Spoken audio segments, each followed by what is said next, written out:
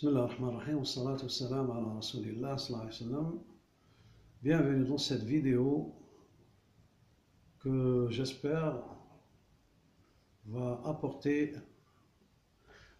un plus à ce que vous souhaitez faire dans la vie, quel que soit le domaine que vous suivez, quelle que soit la fonction que vous faites.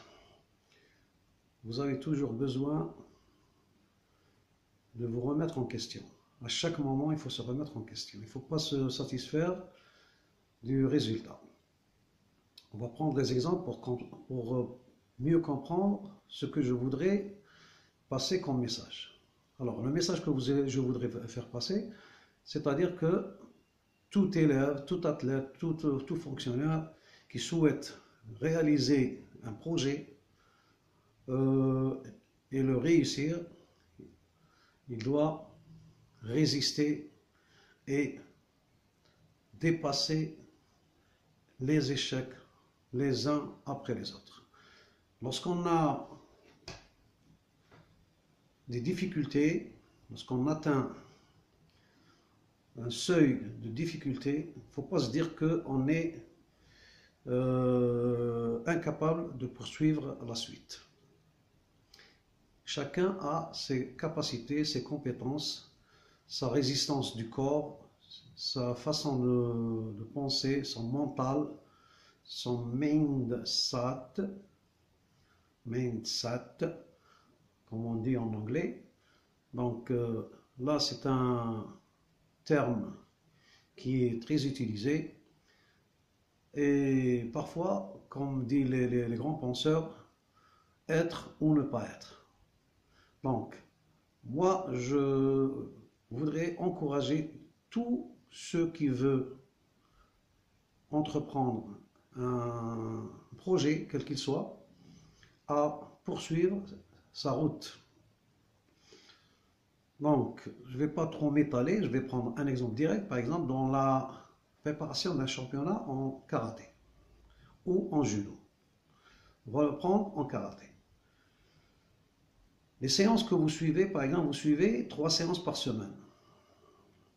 Donc, ces séances-là, si vous vous amusez à les faire d'une manière un peu au laisser-aller, elle ne va pas vous donner des résultats. Donc, pour avoir des résultats, vous devez montrer un certain sérieux dans la façon de préparer ce championnat, qu'il soit en kumité ou en kata.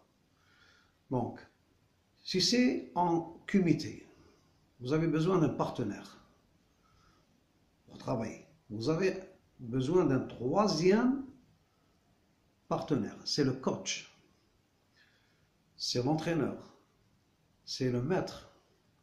Donc, il faut suivre ces consignes de A à Z et non pas s'habituer au rythme de son travail et de voir qu'à un certain moment, il est peut-être sentimental avec vous, peut-être que parce qu'il englobe la fonction d'un père, d'une mère, si c'est une femme, et les sentiments s'installent.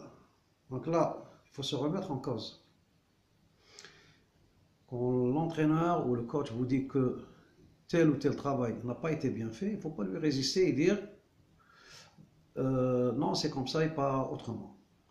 Donc, il faut vous inspirer des champions, des grands champions qui sont dans le monde. Côté européen, côté africain, côté américain, côté... Même si on côtoie les Japonais ou les Coréens, donc on voit que quand ils préparent un travail, ils le font jusqu'au bout, mais au détriment de leur santé parfois. Parfois ils se foulent la jambe, parfois ils se cassent le bras, parfois ils se cassent le nez, parfois. Mais ils ont tendance à vouloir surmonter la difficulté. Si c'est des sauts, il faut qu'ils soient exécutés, si c'est des... etc. Donc, en kumité, généralement, on a les protections. Donc, il n'y a pas un grand risque pour ne pas suivre les cadences du maître. Il ne faut pas se mesurer avec un élève qui a votre niveau ou moins que votre niveau. Il faut toujours essayer de voir un élève qui a votre taille ou moins ou plus, mais dans le niveau technique, un niveau exemplaire. Je ne dirais pas parfait parce que le parfait n'existe pas. Exemplaire. Et à ce moment-là, vous mesurez en respectant les règles de l'arbitrage. Parce que l'arbitrage, là, a tendance à jouer un rôle pour vous accorder des points ou ne pas les accorder. Donc, il faut s'habituer à la surface de travail, à la surface du combat. Donc, posez-vous la question, quelle est la surface de quels sont les côtés? Les côtés, jusqu'à preuve du contraire, ils sont de 8 mètres. Donc, la surface, elle est de 64 mètres carrés. Donc, il faut s'habituer à cette surface. Il faut apprendre à bouger et à suivre l'adversaire et à marquer des points. Commencer par les points qui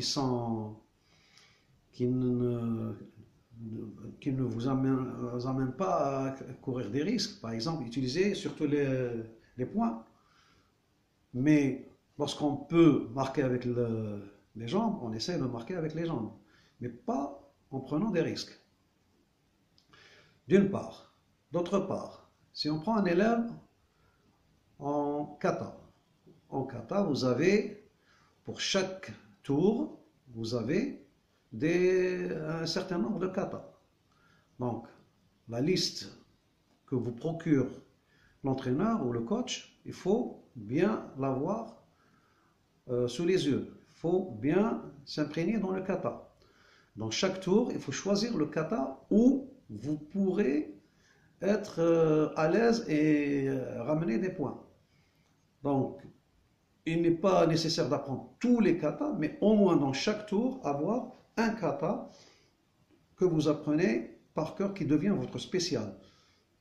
Avec ce kata, vous pourrez ramener des points, des médailles et pourquoi pas une place au podium. Donc, le but que je voudrais ramener, c'est-à-dire qu'un kata, il ne faut pas le faire une ou deux fois ou trois fois. Ça ne suffit pas. Donc, les Japonais en général, on prend toujours l'exemple parce que ces katas nous viennent de Chine et du Japon. Donc, l'exemple parfait, c'est bien l'exemple qu'on prend toujours, c'est toujours les Japonais. Alors, ils ont tendance à répéter plus d'une centaine de fois un même kata pour mieux l'assimiler, pour mieux s'imprégner dans le kata. Donc là, je voudrais attirer l'attention des athlètes qui se suffisent à quelques répétitions avec faute, parce que un kata pour l'exécuter, il faut suivre le style que vous faites, si c'est du Shotokan ou si c'est du Shitoryu, du Wadoryu. Donc tout style a ses katas appropriés. Alors mon but c'est de vouloir vous dire que il faut résister et il faut mieux apprendre. Je répète encore, pour la séance, il ne faut pas oublier l'échauffement. L'échauffement, c'est primordial, il faut le faire. Il prend un quart d'heure ou 20 minutes, il faut le faire. Il faut bien s'étirer, il faut bien, que vous voulez faire du kata ou du kumite, donc il faut bien s'étirer. Vous avez le YouTube qui ramène pratiquement, qui est un réservoir. On peut s'inspirer et voir les grands champions, comment ils font le kata, les grands maîtres, comment ils font les katas, et être à la page pour mieux réaliser votre travail. Le kumite aussi. Mais c'est-à-dire à la fin, bon, le kata il a des règles à suivre, le kumite a aussi des règles à suivre, mais en fin de compte, le travail qu'on fait s'imprègne suivant le corps de chacun. Donc on ne peut pas être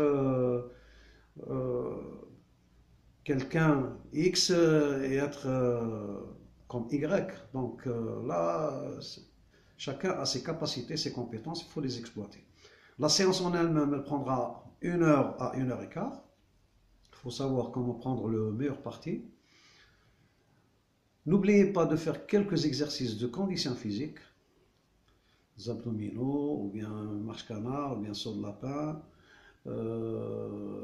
des exercices de barre fixe, barre parallèle. Là, ça peut prendre un quart d'heure aussi. Donc, le retour au calme, avant de sortir, il faut bien se, se relaxer, ne pas boire beaucoup d'eau, juste quelques gorgées, pas froide. Il faut faire attention aux coups de froid.